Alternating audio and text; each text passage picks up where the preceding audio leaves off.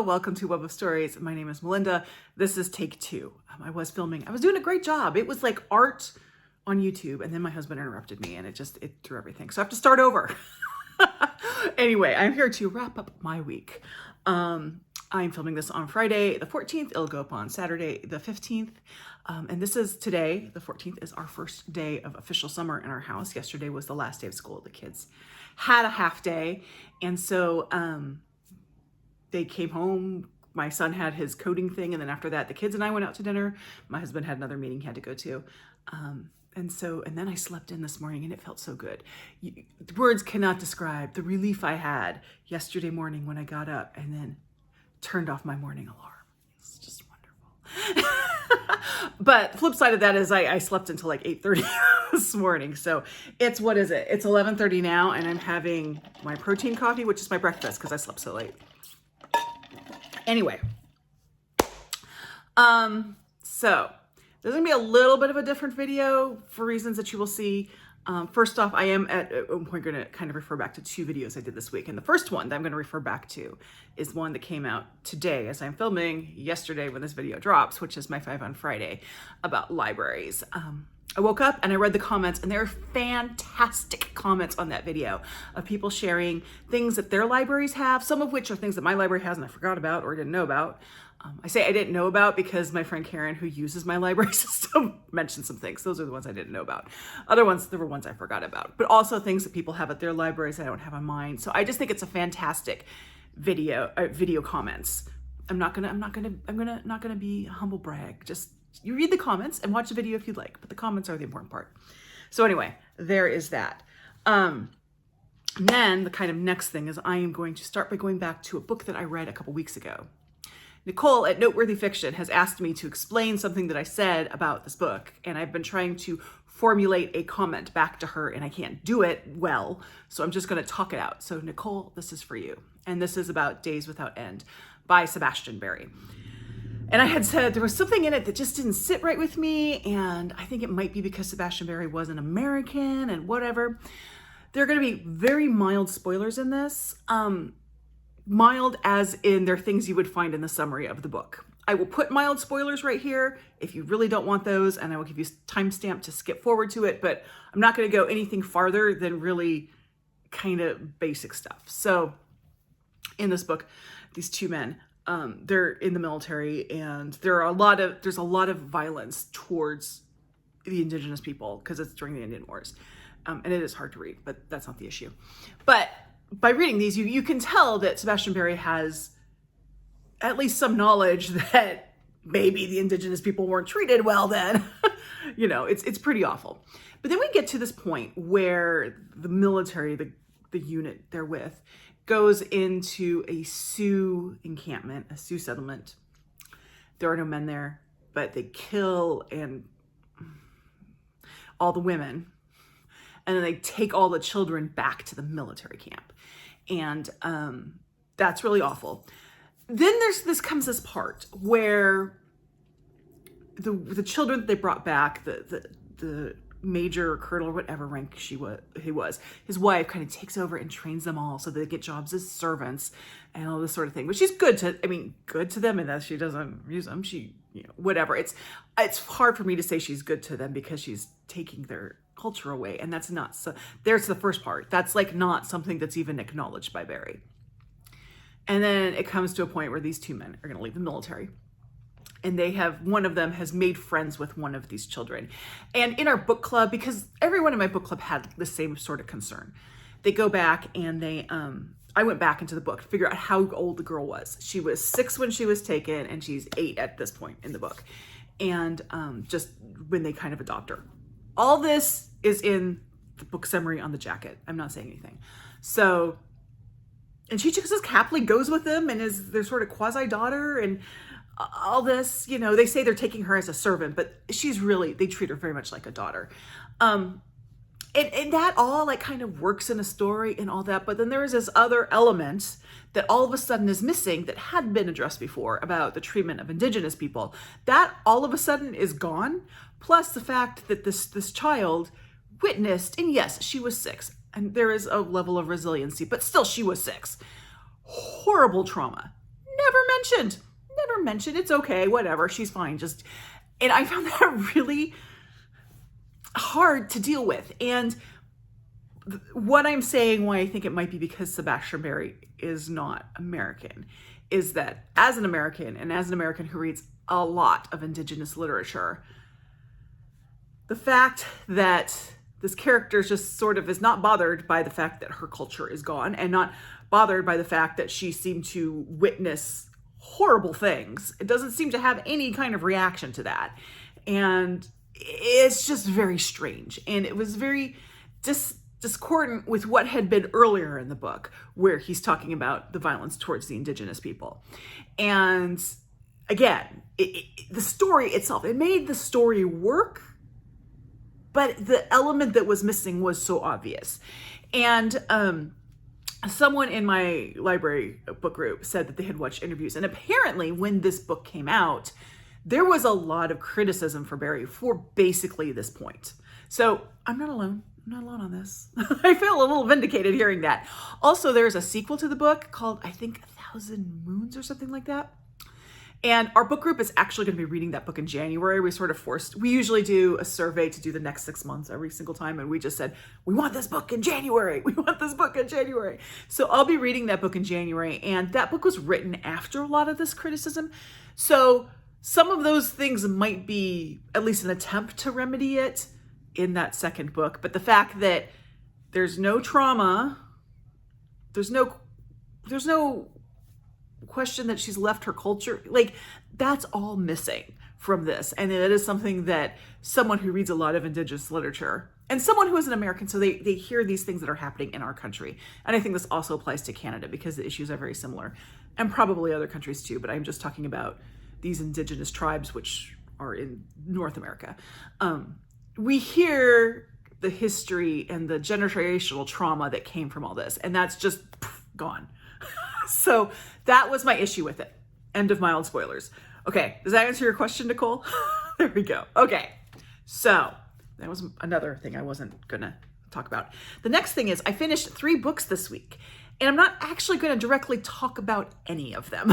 So the first one, actually, the third one I finished was Wifedom by Anna Funder, and I read that for the Booktube prize, so I'm not gonna say anything about it, other than to say, I got the Powell's bingo card, and it fit book with red cover. I think it's fair that I can say it has a red cover. There you go. So I finished that. And then previous to that, I finished Love's Labour's Lost by William Shakespeare. And I'm going to put my thoughts about this in next week's Wednesdays with Will video. So if you are curious to know what my thoughts are, and I will give you a hint, there aren't many, watch that video. I am toying. Usually what I do is I read the play, and then I do kind of a reaction video, and then I watch an adaptation, read a retelling, whatever, and then do another one. With this one, I might do that all before. I'm not sure. We'll get into it. If you're curious, just watch next Wednesday. But this, I finished this week. And then the first book I finished this week was Dissolution by C.J. Sansom. And I'm not talking about this here because I talked about it quite a bit in my mid-month book bash video, which came out on Thursday. So if you want to know my actual thoughts about the book, go back and watch that video, and I'll tag it down below. But what I will talk about is after finishing this book, my husband and I watched the TV adaptation. And I will talk a little bit about that. So the adaptation is on Hulu and Disney Plus, and it's actually called Shardlake. This is book 1 in the Matthew Shardlake series, so that's where you get it. And it's 4 episodes, so my assumption is there's 7 books, I think. So my assumption is each season, ideally, will be a book, which is good because a couple people have commented on it saying that the second book in the series is their favorite. So I'm really looking forward to reading that. So my thoughts. It's not identical. My biggest issue with it is that the character of Mark Poor. So in this book, there's a character named Mark Poor who is very much a kind of little brother-like character. Although they say father-son, it's more brother. Yeah, I talk about it in the other video. He's in this book. He's not actually in this book. And they replace it with another character whose last name is Barrick. I can't remember what his first name is, but Barrick. And Beric and Shardlake have a different relationship. It is, I would say, adversarial in parts. Beric is someone who's Shardlake is very content at where he is professionally. Like, he is a lawyer, this is his work. He wants to do the best he can for his job. Beric is an up-and-comer who wants to keep going up. And so there's definitely an adversarial point between these two. And Beric does, in a lot of ways, play the role of Mark in this book, in a lot of ways. But because it's not Mark, you actually miss a lot of characterization that you got for Shardlake. Because in the book, a lot of the character development for Shardlake was almost in relation to or in reaction to Mark, and that's just not there. So I didn't think that was a wise move. Now, I have only read the first book. Beric may be a character that comes later in the series, and they just decided to kind of introduce him earlier, which I could see that from a television production point of view. I can see why they would do that. I just think it would have been a stronger show had they kept Mark and not used Beric. So there was that. My husband would like it known that he did not understand why the abbot in the show was African, like sub-Saharan African. And we had a little discussion about that. Like, sometimes it just doesn't matter. There's a character in the book who is North African, through Spain, Moorish. And he's represented as such in the show. So I had to kind of go through history with all that. So if you are bothered by non-traditional or race-blind casting, just know that that's there. I am not bothered by it, so I don't care. Actually, the character of the abbot isn't even that big of a deal, so whatever. Sorry, I need some more of my coffee. Now, other than that, I would say the show kept pretty close to the book. There's this this is another thing. It might be because it's part of a series and I've only read the first book, but there's this other addition about, like, between Cromwell and the Duke of Norfolk or something that is just sort of mentioned kind of in passing in the book. It's not even a thing in the book, but they kind of made it into a subplot in the show, but not really. So that was kind of weird. Again, it might be that something that comes from a later book. I don't know. The filming now is very clearly filmed on a set with a lot of CGI. So if you watch these British shows and you want beautiful pictures of the British countryside, you're going to see a lot of CGI, and that's fine. We have like a high def TV, and so you can tell it's CGI. So I was like, that's CGI, that's CGI, but it's fine. Just so you know that. I thought that the person who is very interesting, the actor who played Shardlake, and I probably should have looked this up and I didn't, I'm sorry. In the book, he seemed a lot younger than he does in the book. However, in the book at one point, they mentioned that Shardlake is 39 years old.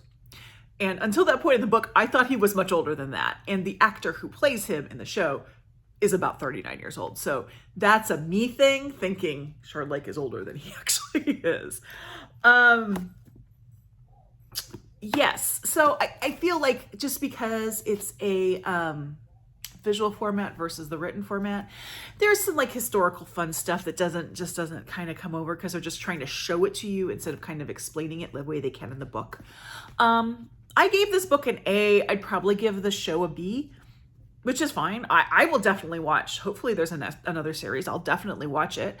I don't think you need to read the book. I don't think you need to read the book to watch the show, but I think you should read the book to watch the show because the book is good and you should read it. But I think it's a pretty good, I have seen far worse adaptations than this. I mean, if I had to rank it, out of the whole things of adaptations, it's definitely near the top because it's fairly close to the book. They didn't do anything totally egregious. The performances are pretty strong. Yeah, so I would say definitely if you've read this book, give the show a try. See what you think of it. I think more people should watch it, so be sure we get a second series because I really want to see the second book after I read it. After I read it, I want to see an adaptation of the second book because everyone tells me the second book is better. And I thought this was pretty good. So that was my reading week. I have I'll put down below everything that I am currently reading.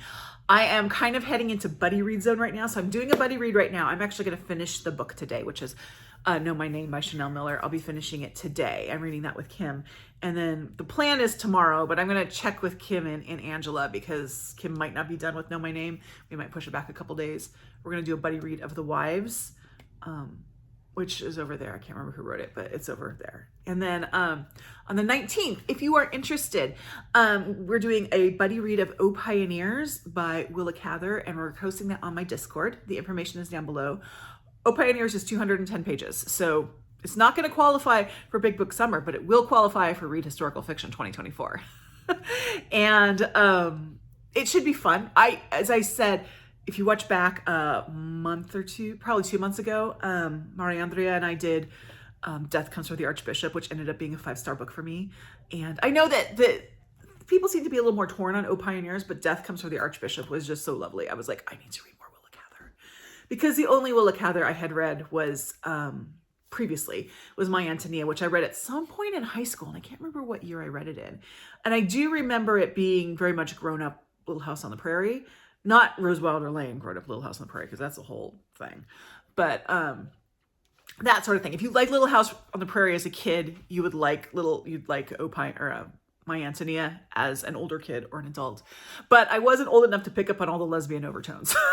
So, we'll see how O Pioneers goes. I'm really excited to read it. And I guess O Pioneers is part of a trilogy or a collection of 3 books that are somehow connected, which also includes My Antonia, but I know the O Pioneers, and then I don't know if My Antonia is second or third, but I will probably reread My Antonia at some point in the future. Anyway, I'm starting to babble. I'm going to let this go, and I hope you all have a wonderful, if you are in the Northern Hemisphere, summerish weekend, and the Southern Hemisphere, stay warm, and I'll talk to you later. Thank you so much. Bye-bye.